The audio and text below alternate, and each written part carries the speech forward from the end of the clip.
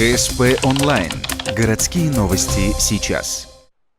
Судом закончилось семейное увлечение четы из Сосногорска. 42-летний мужчина и его жена 77-го года рождения занимались воровством из магазинов крупного торгового центра Ухты, действуя по предварительному сговору. Первый раз они посетили таким образом 3 магазина, похитив товара на 17 тысяч рублей. Роли между супружеской парой были распределены.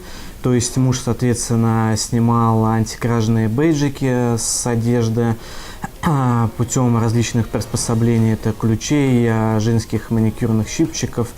Жена, соответственно, все эти вещи убирала в свою сумку, после чего они их проносили.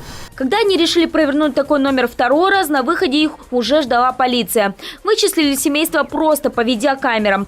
Благо, ущерб от их нездорового увлечения был небольшой, да и все вещи они вернули обратно в магазины. Товар был не просто не ношенный, но даже с бирками. Смягчающим обстоятельством стало и то, что у пары подрастает ребенок. Так что итогом такого хобби стал всего лишь штраф в размере 160 тысяч рублей. Ну и, конечно же, запачканная репутация семьи.